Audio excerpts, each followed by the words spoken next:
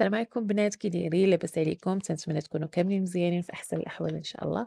اليوم جيت نصاوب معكم الطيله ديال الدجاج ساهله ماهله، يعني بلا ما تحتاجوا تعذبوا راسكم ولا شي حاجه، يعني بالزربه كتوجدوها.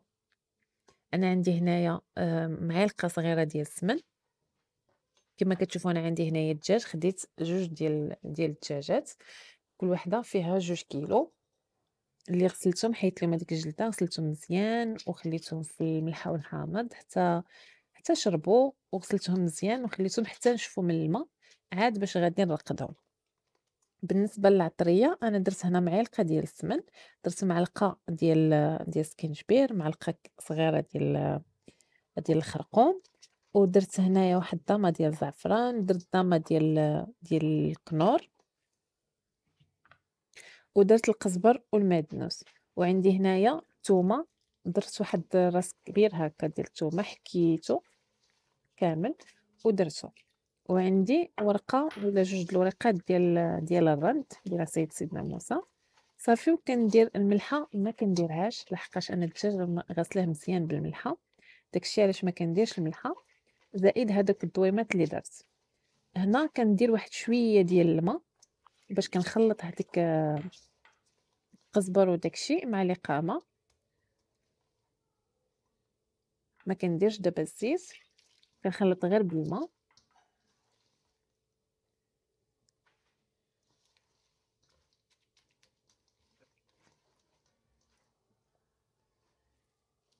صافي، وكنبدا كنرقد في هادوك الدجيجات اللي عندي، يعني ضروري خصكم ترقدوهم.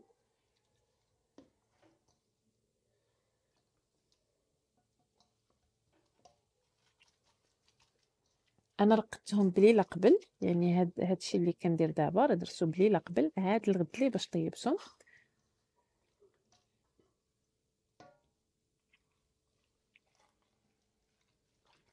كما كتشوفوا انا هنايا، عفوا نسيت، الحامض مصير. وعلاش قلت لكم ما ديروش الملحه؟ الحامض مصير ومعلقه صغيره ديال الهريسه. صافي، وكنغطي كلشي، كنغطي كلشي بواحد البلاستيك غذائي ولا بلاستيكه، وكنديرهم في الثلاجه، كنخليهم يباتوا ليله كامله. الغد ليه عاد كنطيبهم.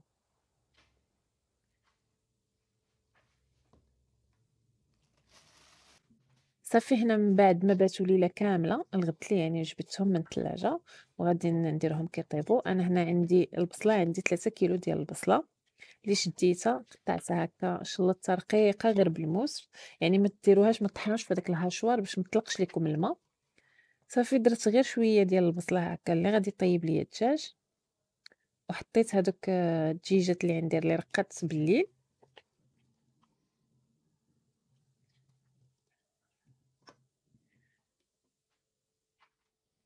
صافي، وغادي نضيف هنايا نص كاس ديال الزيت.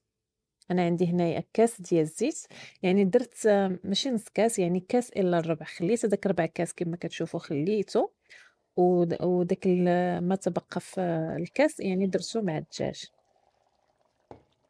صافي، وكنديرهم كيتشحروا، يعني كيتقلاو مزيان، كنبقى كنحرك يعني حتى كيتقلى ليا داك الدجاج مزيان. من بعد عاد باش كنقص البوطه، انا هنا راه ما درت حتى شي نقطه ديال الماء، كنقص البوطه وكنخليها حتى كيطيب ليا داك الدجاج على خاطرو، يعني ما كنجهدوش عليه البوطه. صافي، انا هنا من بعد ما هنا الفيديو راه كان طويل وانا قطعت منه باش ما يجيكمش عاوتاني طويل. من بعد ما طاب ليا الدجاج كنحيدو، باش غادي نحيد ليه هذوك العظيمات ديالو، كنحيدو.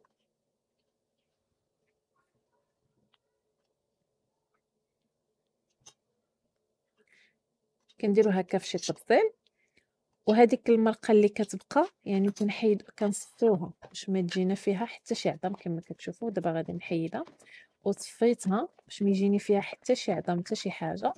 عاد كنضيف ليها هذيك البصله اللي بقات ليا، يعني هذيك 3 كيلو ديال البصله درت منها غير شويه باش قليت الدجاج وطيبت به الدجاج، وما تبقى خليته. كما كتشوفوا انا ضفتو هنا ديك البصله من بعد ما صفيت هذيك المريقه. غادي نضيف لها واحد المعلقه صغيره ديال القرفه، وضفت هذاك ربع كاس ديال الزيت اللي بقى ليا.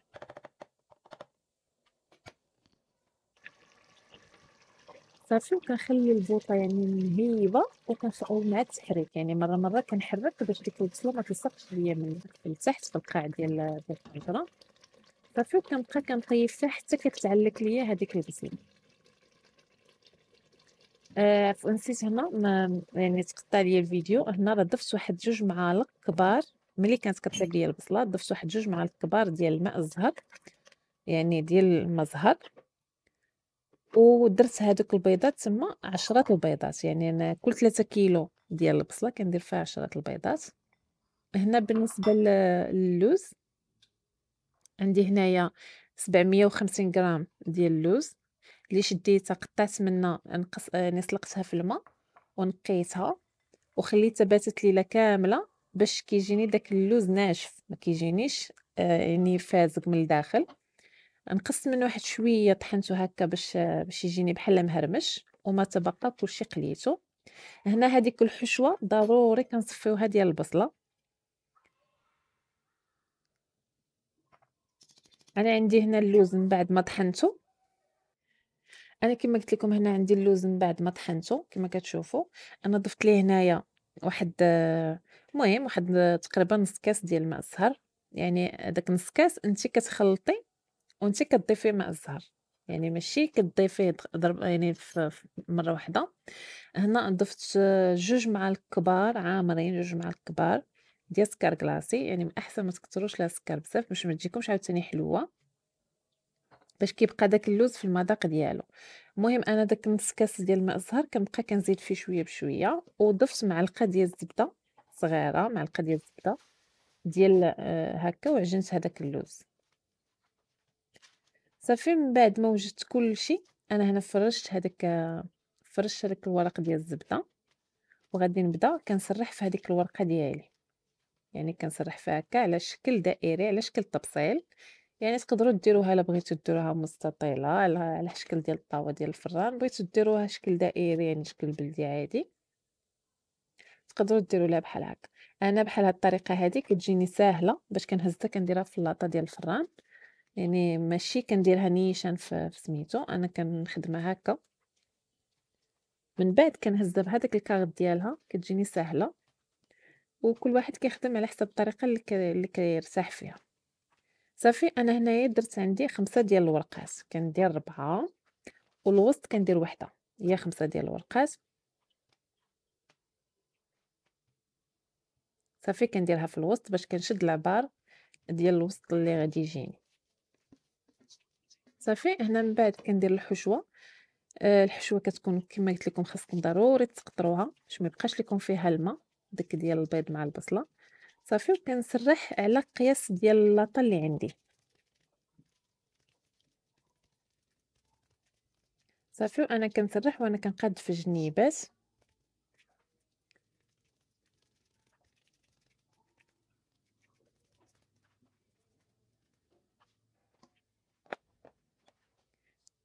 صافي وكنضيف هنايا هذاك الدجاج اللي فتت.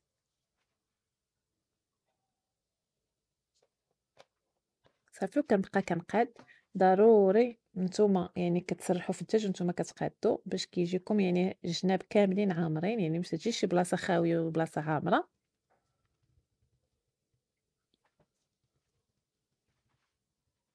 انا هنا الفيديو راه كان طويل بزاف وقطعت منه باش ما يجينيش طويل، داكشي علاش هنا كنزرب. صافي هنا كناخد واحد الورقه كندهنها بالزيت وكنديرها الوسط يعني فوق الدجاج، عاد كنحط هذاك اللوز ديالي كما كتشوفوا. واخا درت فيه ماء الزهر ومعلقه ديال الزبده ما جاش داك اللوز معجن، يعني ما جاش هادي باش تيجي باين، يعني كيبقى داك اللوز باين مع الدجاج مع الحشوه ديال مع الدغميره ديال الدجاج. صافي من بعد ما كنسالي كما كتشوفوا كندير واحد الورقه وكنبدا كنجمع الورقه ديالي، كنبدا كنجمع بالعكس. يعني مثلا جبت الذره من اليمين كنرجع من يعني كتكمل مثلا جبتي الذره كتكمل جبتيها على اليمين، يعني كترجعي باش ترجعي على اليمين ماشي كتبداي عاوتاني من الجهه الاخرى. صافي وكنبقى كنجمع وكندهن بالبياض ديال البيض باش ما كتسحلش ليا هذيك الورقة ديالي. صافي هنايا كما كتشوفوا كنبقى ندهن الورقة وكنغلف.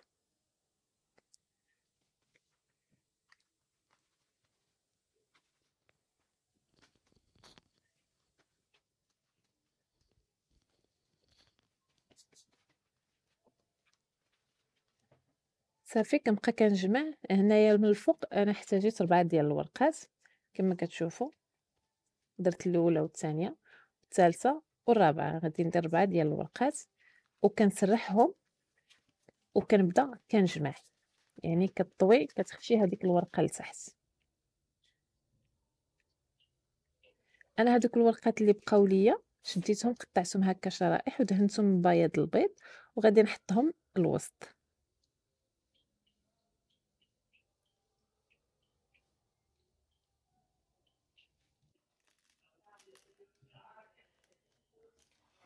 صافي هنا من بعد ما طابت شوفوا كيفاش جات. انا طيبتها غير في الفران ديال الدار، صراحه كتنقصوا عليها البوطه وكتخليوها باش غادي تعرفوها طابت ملي كتحركوا اللاطه وكتحرك لكم الورقه، يعني كتحرك لكم هذيك البسطيله ديالكم كتعرفوها بلا راه طابت، يعني ما كتبقاش لاصقه، كتعرفوها بلا راه طابت وتحمرت. يعني ضروري كتنقصوا عليها البوطه وكتخليوها حتى كتحمر على خاطرها وكطيب حتى دوك الورقات اللي لداخل كيطيبوا.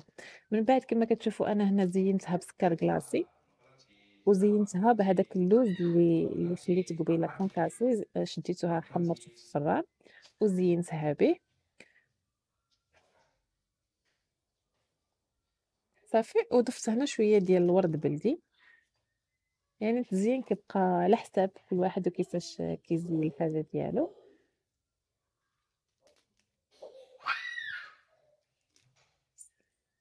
خليه دي